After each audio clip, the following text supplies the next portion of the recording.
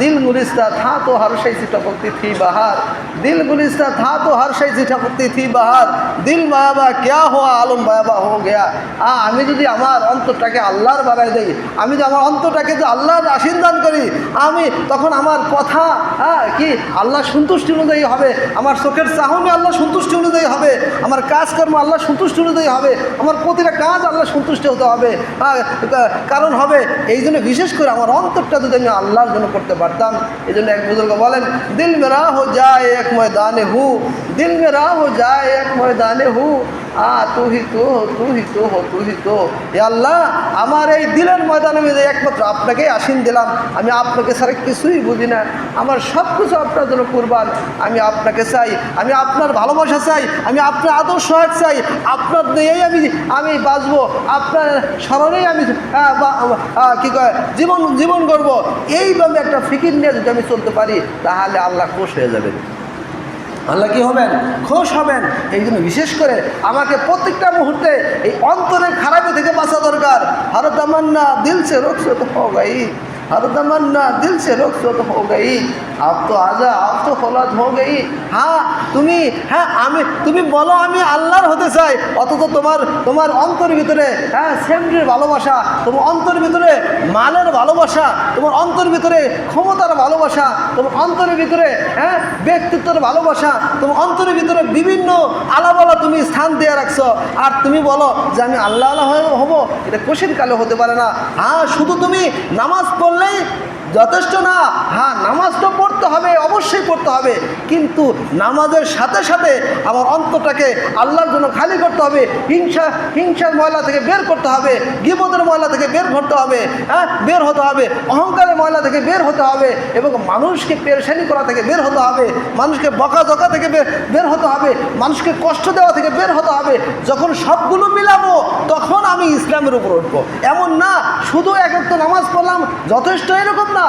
এটাও একটা গুরুত্বপূর্ণ কাজ, অবশ্যই এটা কামিয়াবির রাস্তা, কিন্তু সাথে সাথে আরও অনেক কিছু আছে, সাথে সাথে অনেক কিছু আছে। শুধু এই কি কয় ইসলামী বুনিয়াদ তো 5 জিনিসের পর, কালেমা, নামাজ, হজ, যাকাত, রোজা, এই 5টা জিনিস। এইটার সাথে সাথে আরও আনুষঙ্গিক এমন কিছু আছে। তুমি আল্লাহকে খুশি করলা, নামাজ পড়ে আল্লাহকে খুশি করলা, রোজা রেখে আল্লাহকে খুশি করলা, যাকাত দিয়ে আল্লাহকে খুশি করলা, হজ করে আল্লাহকে খুশি করলা, আলহামদুলিল্লাহ। কিন্তু তুমি এই মসজিদ থেকে বের হয়ে আরেকজনের মাথায় বাড়ি দিলা, এটা কি করলা? তুমি মসজিদ থেকে বের হয়ে আরেকজনকে বকা দেওয়া শুরু করলা, এটা কি করলা? তুমি মসজিদ থেকে বের হয়ে আরেকজনের সম্পদ দখল করলা, মসজিদ থেকে বের হয়ে আরেকজনের কি কয় জায়গা দখল করলা, এটা কি হলো তোমার? আল্লাহ তো ওই যে আরেকজনের হক, বান্দার হক, ওই লোকটা যদি আমাকে মাফ না করে, তাহলে কি কিয়ামত যদি আমাকে কি মাফ পাওয়ার সুযোগ আছে? আল্লাহ আমাদের ব্যবহার, আল্লাহ আমাকে মাফ করে। এই জন্য বিশেষ করে আমাকে এটাও মানতে, আল্লাহর হুকুমও মানতে হবে, কিন্তু আমার দ্বারা যাতে কারো কোনো ক্ষতি না হয়, কারো যেন কষ্টের আমি কারণ না হই, কারো যাতে মাথা ব্যথার কারণ না হই, এটা আমাকে খেয়াল করতে হবে। আমি যে মানুষকে উপকার করতে নাও পারি, মানুষের সাথে বেদবি যাতে না করি, মানুষের অসন্তুষ্ট যাতে কামাই না করি, এইটুকু ফিকির আমাকে করতে হবে। এই জন্য বিশেষ করে আল্লাহ পাকের হক, আল্লাহ পাক দয়াময়, ও বল গফুর ওয়াদুদ, আল্লাহ পাক ক্ষমাশীল, দয়াওয়ালা। আল্লাহ পাক ইচ্ছা করলে মাফ করেও দিতে পারে। নামাজের ভিতরে কিছু ত্রুটি হয়ে গেছে, হয়তো বা আল্লাহ মাফ চাইলে আল্লাহ মাফ করে দিতে পারে। রোজার ভিতরে হয়তো বা কিছু ত্রুটি হয়ে গেছে, আল্লাহ মাফ করলে মাফ করে দিতে পারে। হজের ভিতরে কিছু ত্রুটি হয়ে গেছে, জাকাতের ভিতরে কিছু ত্রুটি হয়ে গেছে, আল্লাহ পাক দয়াময়, হয়তো মাফ করে দিতে পারে। কিন্তু আমি আপনাকে যে অসন্তুষ্ট করে আমি এখানে তাহাজ্জুদ করে চোখের পানি ফেলাইলাম, আপনি আমাকে মাফ না করলে কি আল্লাহ মাফ করবে? আমার কথাগুলো বুঝাইতে পারলাম কিনা? এই জন্য বিশেষ করে আউলিয়া কেরাম এই খেদমত করেন। তোমার সবচেয়ে বড় খেদমত হলো তুমি বান্দার হক থেকে তুমি পুরা করো, বান্দার হককে পুরা করো। হাকিকত মানে যার যেটা হক ওইটাকে পুরা করো, বা পিতামাতা যাতে তোমার ব্যবহারে কষ্ট না পায়, এই জন্য খুব খেয়াল রাখা দরকার।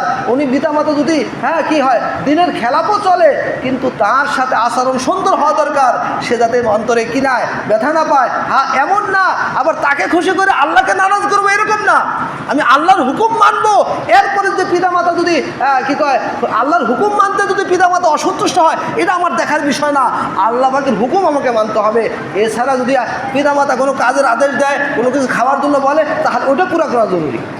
ভালো করে খেয়াল করতে হবে। কিন্তু অনেকে মনে করে হাই হাই আমি আমার আব্বা অসন্তুষ্ট, আমি আব্বার অসন্তুষ্টের কারণে আমি মসজিদে যেতে পারি না, আমি আব্বার অসন্তুষ্টের কারণে আমি আউলিয়া কেরামদের সাথে সম্পর্ক করতে পারি না, আমি আব্বার অসন্তুষ্টের কারণে আমি এই ভালো কাজ করতে পারি না, এটা আপনার গ্রহণযোগ্য হবে না। আপনি যতই আপনার নারাজ হোক আর আপনার নারাজ হোক, এটা আপনার দেখার বিষয় না। আপনি আল্লাহর হুকুম আপনি অবশ্যই করতে হবে, আল্লাহর হুকুম অবশ্যই করতে হবে। প্রথম আল্লাহ পাকের হুকুম, এরপরে আপনি পিতামাতাকে আপনি সম্মান করবেন, ইজ্জত করবেন, সব কিছু করবেন। এমন না যে পিতামাতার হক আমার বেশি না হয়ে যায়।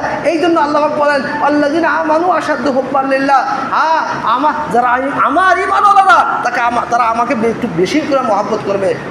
তোমাকে বিবি বাচ্চার মহব্বত আছে, ঠিক আছে চলুক, কিন্তু এমন কোনো কাজ করবে না বিবি যদি বলে যে আজকে শুনেন এই মসজিদে যাওয়ার দরকার নাই, আজকে এখানেই থাইকে যান, আমার সাথে গল্প করেন, এটা মানা যাবে না। না না, অসম্ভব। আমি তোমাকে মহব্বত করি, কিন্তু আল্লাহর চেয়ে বেশি না। আল্লাহর হুকুম আগে মাইনে তারপর তোমার সাথে সময় দেবো। হ্যাঁ যদি আমাকে আটকেও ধরতে চায়, না আমি এটা মানবো না, দ্রুত মসজিদে আসবো, আল্লাহর হুকুম মানার চেষ্টা করবো, তাহলে বুঝে দেবো আল্লাহর হুকুম আমার প্রবল। বিবির কথা শুনে আমি নামাজ ছেড়ে দিলাম, বিবির কথা শুনে আমি কি কয় আল্লাহ আমাকে হুকুম ছেড়ে দিলাম, এটা কোশ্চিন কালেও হতে পারে না। আল্লাহ আমাদের বোঝার তৌফিক দান করেন, আল্লাহ আমাদেরকে মাফ করে দেন।